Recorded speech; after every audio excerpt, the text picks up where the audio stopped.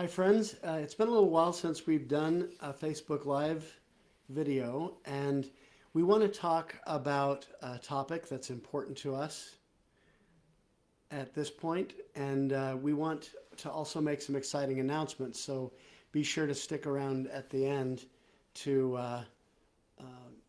to be part of that. So, first of all, today, for whatever reason, I felt inclined to get up and bear my testimony. And I talked about some of the things that we heard in General Conference about mid-singles and found, some of the things that many of you probably heard, particularly from President Ballard and Elder Gong, pretty interesting. I have also been pondering a lot on the subject of radical acceptance. And as mid-singles, one of the things that I think both Cathy and I observed in our years in the mid-singles community is how there is this kind of deep disappointment among so many of us, almost all of us to some degree. And maybe that's true in the larger church, but I think it's especially endemic in our mid-singles community. And the way I described it today is that, you grow up like I did as a member of the church, and you kept the law of chastity and the word of wisdom, and you went on a mission and served as faithfully as you felt you could, and came home, married a bishop's daughter in the temple, and all of a sudden you find yourself 40 years old. You're a visiting uncle to your children in some ways, or you have that broken family that you never wanted. And I've heard from almost everyone I dated during the mid-single years, I never ever thought that it would be me, that I would be the one getting a divorce, and you hear that so much, and there's just this deep disappointment about it. And even if you weren't in that situation, we met a great couple today that's been dating for 10 months. And the husband in that situation, not the husband, the boyfriend, lost his wife in a car accident, over a year ago, close to 2 years ago. And very tragic situation. And the girlfriend in that situation is a divorcee. And she said she related to a lot of the things that I said when I bore my testimony. In both cases, though, I think there was a deep sense of disappointment that life had not quite turned out the way we planned or the way they planned. And in her case, the thing she related to the most was that there was this feeling of being treated like an adolescent. Right. And Elder Gong talked about how single adults want to be treated like adults. And, that shouldn't seem like a huge revelation, but we've had that is a common complaint among many mid-singles, is not feeling like they're treated like adults, feeling like they're treated by the church as a sort of a perpetual adolescent. And whether it's socially or not, there's also this feeling that they're a minority. And what was very interesting about those talks is that they both stated the statistic that over half of our members, our adult members, are single. Right. They're either divorced, widowed, never married. That is a majority of our church now.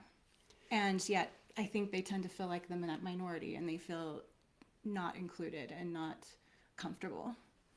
I think when you go through a tragic loss, both Cathy and I experienced divorce as a tragic loss, and both of us got divorced from our first spouses, where it was the spouse that decided to end the marriage.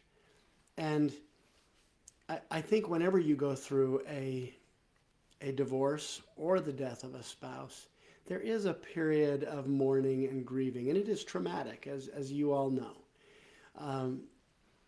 I think there is a period in which you need to be able to talk about your feelings and talk about what happened, and be validated by friends and other people who can be a listening ear to you. And I was wise enough in my mid-single years that I didn't rely on just one friend, because I think I would have worn somebody out. I had a lot of friends that were very supportive and helpful to me in that period of time. There is, though, a time, and it's a little different for everyone, but where you can almost become addicted to telling your story and your interpretation of everything. And there's a And sense, it could be a time frame that's short, or it could go on for years. It could go on for the rest of your a lifetime, even. I know people that were divorced long before I was who are still retelling their story to anyone who will listen and giving their interpretation. And Although I think often most of us do grow past that. That's something we do as part of our grieving process, is figuring out what happened, what went wrong, and what our part was in it. right, I don't think we stop talking about it exactly. I think we talk about it differently as we mature through the process. And this is something I want all of you to think about if you're still talking about it. I mean, if it's been 2 weeks, well, you know, that's perfectly normal. You should be talking about it. But if it's been 2 years and you're still talking about it in basically the same way and the same language, maybe it's time to reevaluate. And that involves, like Cathy said, owning your own part in the relationship, knowing how you were not perfect too. It also involves learning, what does a healthy relationship look like to me? How do I see what I had versus what would I picture as being more ideal? And that can involve reading and listening to podcasts and videos like this and all kinds of stuff to sort of learn to grow past the immediate thing where it's mostly about blame. And Right. Well, and the title of this is Joy and Radical Acceptance. And the radical acceptance part is when we accept what's happened, we accept what we can't change, like in the Serenity Prayer, and then we find what we can control, what we can do to make our life and our processes through the things we experience more joyful. very, very well said. And I think the thing that often occurs when we've been through a divorce, a tragic situation like that, is we will focus on the other person's choices. And oftentimes we even joke about how much agency bites because another person can make a decision that really hurts us. And there's nothing we can really do to stop that. And many of us have tried. And yet we also have a lot of power in the way we respond, in the way we treat ourselves, in the way that we process it, so that, you know, we are either responding healthfully or toxically. And I think the key to what Cathy just said, the distinction between healthy and toxic is, are we beginning to focus at some point away from the things we cannot change? Are we radically accepting those things? Or are we continuing to focus on those?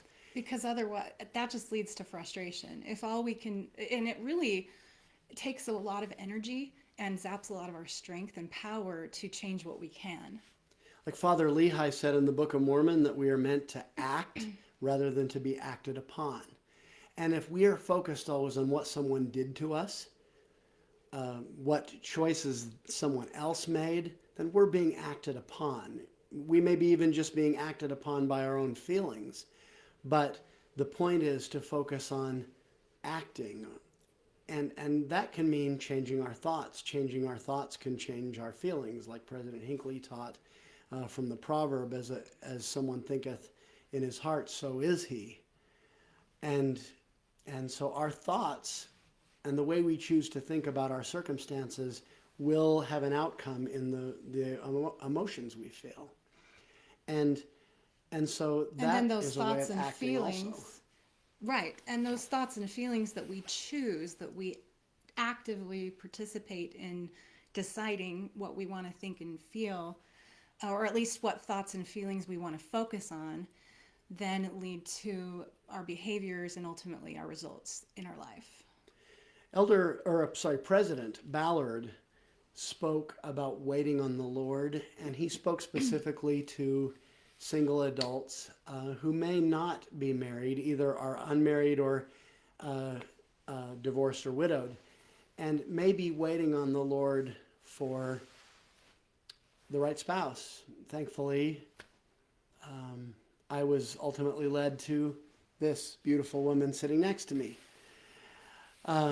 But what if you're still waiting for that? Many in this group are still waiting for that. Did it feel like it took forever? Sometimes. Yeah, me too. Sometimes there were moments when I thought, is it ever going to happen? And I was, making myself comfortable with the idea that if I have to live single, then, it will still be okay. I would like to read a quote by President Ballard from conference, which I think is beautiful. He says, "Brothers and sisters, more than half of adults in the church today are widowed, divorced, or not yet married. Some wonder about their opportunities and place in God's plan in the church. This is the part I really love. We should understand that eternal life is not simply a question of current marital status, but of discipleship and being valiant in the testimony of Jesus." And he goes through and talks about a variety of things to do to wait on the Lord, and gives this list of several important principles, which I recommend you read on your own time. But my focus here is on being valiant in the testimony of Jesus and deepening your discipleship. And that can include your dating life. I hope it does. That you continue to look for that person that would be right for you, but not to feel like a lesser part of the kingdom of God or a less valuable disciple because you're not yet paired up. And you can wait on the Lord for the right opportunity, understanding that everybody's got their imperfections, but you can wait on the Lord and feel confident that as long as you're doing your part in this life or the next, you're going to have all of the blessings of exaltation if you are valiant in the testimony of Jesus and strive for ever deepening discipleship. And I think that's a beautiful promise. That A great thing to focus on mid-singles. while you're waiting and while you're looking forward to a future that's bright and hopeful. And speaking of the future, Cathy has some exciting announcements that she's prepared, and I'll chime in if to supplement Yes, here. we are very excited. We just updated our website, and we are building free content in it. And so visit loveandlateryears.com to find much more information than what I can share here. Also, thanks for following us on Facebook and Instagram if you have social media accounts there. We are going to start this coming week. Every Tuesday, we'll be emailing a Lilly letter, and it will be a nice short message for mid-singles that will be hopeful and helpful. And so if you have not given us your email address, go ahead and leave it in the comments, and we'll add you to our list. It's going to be fun, and we hope that you'll continue to follow us in the Love and Later Years group, as well as send us your email address and get our Lilly letter, because that's going to be just something uplifting on a weekly basis for you. That's right. And also we have actually created a podcast called Lilly Pod. And we're super excited, and we're making recordings right now and putting in content, and those will be coming soon, as well as Lilly Gems on our website. And then another tab on our website that you can learn more about is our coaching practice. We recently got certified through the Foundation for Family Life, and we're super excited and have really enjoyed working with our current clients, and we're currently accepting new clients as well. So if you want to come and get some individualized coaching, we would love to have you. That can be from everything from single parenting to dating to blending families. We do couples coaching as well. Premarital coaching if you've got someone special in your life and you're considering getting married or have decided to. So it could be that. It could be financial. A lot of times divorce leaves a financial mess in the wake. Cathy, that is one of her specialties, is helping people clean up a financial mess, and helping put you on the right track that way. So there, various areas that are unique to mid-singles or remarried people. We would love to be involved in your journey.